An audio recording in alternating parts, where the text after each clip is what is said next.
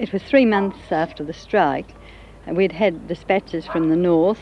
Don McLeod had sent many good accounts down that the Workers' Star had published, but it was felt that we needed to have someone from the committee go up there and give a first-hand account.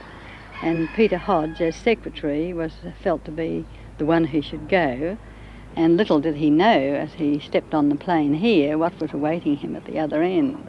So when I picked Peter up, I went to run him into town. I said, well, I'll just drop you into town, you can have a shower and whatever. And I've got to go out to the 12 Mile to, we've got a couple of appeals for Clancy and Dildy to sign. We're going to High Court. And he said, where are they? And I said, out the 12 Mile, pointed that way.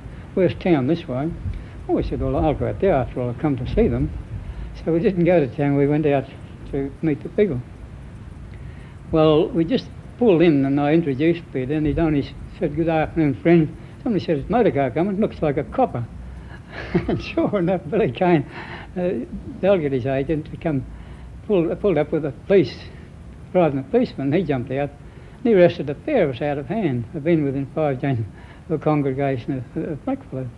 And Peter said, you can't arrest me, I'm a Church of England clergyman. And the copper said, it doesn't matter if you're Jesus Christ, mate, you're under arrest.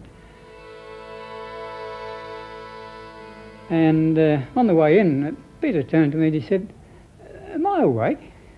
And I said, well, you look like it, I think you're conscious. Well, he said, I'm mentally sandbagged. He said, it's the 20th century, I can't believe it. We had a number of cases, most of which went to the High Court because we weren't satisfied with the local version of the law. And this particular one, we thought it was very apt because with Peter Hodge, I was up on 4 of them already, but I thought if we could get Peter Hodge in the High Court before me, well, it'd be very, very hard to get a clergyman up for, I've been within 5 chains of a congregation of blackfellows within half an hour of him arriving in Port Hedland, so we sent him in front. And the High Court found that they were interpreting this section too narrowly, that blackfellows, like the rest of the community, did have the right to organise and to elect their own representatives who should be accepted by the authorities. That was in 1949.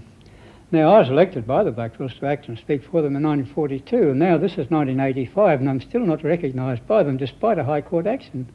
So just what can you do to convince the federal government that blackfellows in Western Australia are human beings?